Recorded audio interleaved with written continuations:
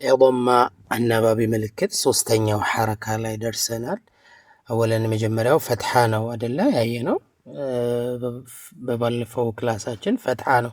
ከፊደል አናት ላይ ነው የሚገባው። አንደኛ ቤት ድምጽ ነው የሚቀይርልን። አሊፍን አባን በታን ተሳን ሰጂምን ጀ ወውን ወ የሚያደርግልን ብለናል። ሁለተኛው ደግሞ ضم ማነው ከስራ ነበር ያየነው። ወደ ሶስተኛ ቤት ድምጽ ነው የሚቀይረው ብያችኋለሁ። ማን ነው ሁለተኛ ቤት ደግሞ የሚቀይርልን ضማ ይባላል። የضማ ሐረካ እንዲህ የምትመለከቱት ከፊደሉ አናት ላይ የሚገባው ይሄ ምልክት ضማ እንለዋለን። እንግዲህ ማንኛውም ፊደል 28ቱም የአረብኛ ፊደል የضማ ሐረካ ከገባበት አሊፍ ዱማ ኡ ባ ዱማ ቡ እያለን አናስተምርም አይደል? እንግዲህ አሊፍ ኦንላይን ቁርአን ትምህርት ቤት ስትመዘገቡ ከሶስት ወር ውስጥ ቁርአንን የትኛውን ቦታ ላይ የገለጣችሁ እንድታነቡ እናደርጋችኋለን ስንል በአንድ ወር ነው የመጽሐፍ የሚያልቀው። ታዲያ ማፋቀድ የለውም። ضማ ካለበት እያንዳንዱን ፊደል ወደ ሁለተኛ ቤት ድምጽ ትቀይሩታላችሁ ነው። አሊፍ ላይ ضማ ቢገባ ኡ ነው። ባ ላይ ቡ፣ ታ ላይ ቱ፣ ሳን ሱ፣ ጂምን ጁ፣ ራን ሩ፣ ዘይንን ዙ፣ ዳልን ዱ፣ ኻን ኹ፣ ሓን ሑ፣ ዘይንን ዙ፣ ሲን ሱ፣ ሺን ሹ፣ ሷድ ሱ፣ ዳድ ዱ፣ ፋ ገይን ጉ ነው። አማርኛም ሆነ ኦሮምኛም ሆነ እንግሊዝኛም ለውጥ የለውም። ብቻ ድምፁ ወደ ሁለተኛ ቤት ነው።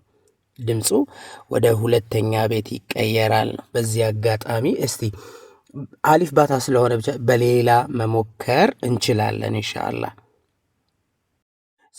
ለምሳሌ እንበልና ነው ከባለፈውንም ቪዲዮ ሳስረዳችሁ አንድ ፊደል ላይ ኤም ምልክት ቢገባ ኤም ነው ይሄ ፊደል እንግሊዘኛው ኤም ነው። ያ ማለት ኤምን ضማ ፈትሐ አለበት ማለት አንደኛ ቤቱ መ ይሆናል።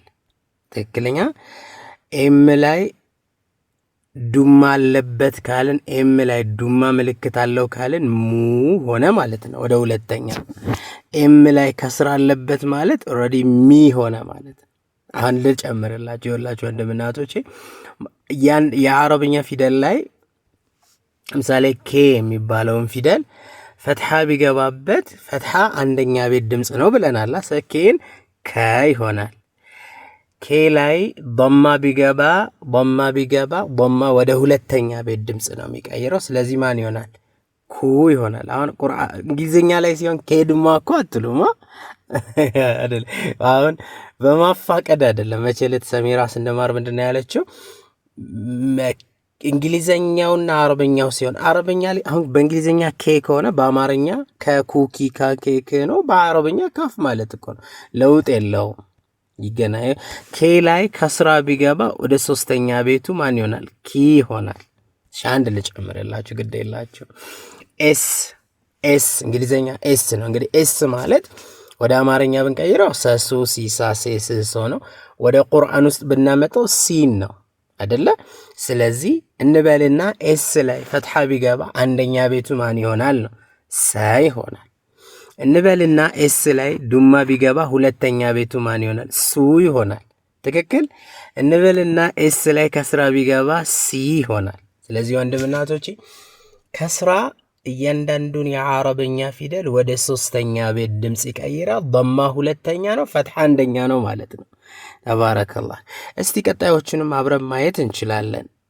እዚህ ጋር ያሉትን ምሳሌዎች በምናይበት ጊዜ ባ ከስራ ስላለው ባላይ ضማ ነው ያለው። ባዱማ ቡላለው እንዴ አይደለ? አህመድ አክቹአሊ እየለመደብህ ነው፣ ወይም በጎን ይሄ ቃይደት ኑራንያ አይደለም። ባዱማ ቡ ብለህ የምትቀረው እሺ፣ እየለመደብህ ነው። አሁን ባላይ ضማ ቢገባ እኔም እንደ አህመድ ባዱማ ቡ ልል ነበር። እሱ የቃይደት ኑራንያ አቀራር ነው። ይሄኛው አሊፍ ራሱ የመጽሐፉ እኮ አሊፍ ላይ ብቻ የምታገኙት። ለዛ ነው በዚህ አንድ ወር ውስጥ ይሄ መጽሐፍ ጨርሰን ወደ ቁርአን የምንገባው። አስቡት፣ በ3 ወር ውስጥ የትኛውን ቦታ ላይ ከፍታችሁ ቁርአንን እንደፈለጋችሁ እንድታነቡ የሚያግዛችሁ አንዱ ሚስጥር ይሄ ነው። ባላይ ضማ ቢገባ ሁለተኛ ቤት ድምፁ ማን ይሆናል?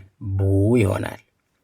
ሲን ከስራ ቢገባስ ሰ ሱ ሲ ይሆናል።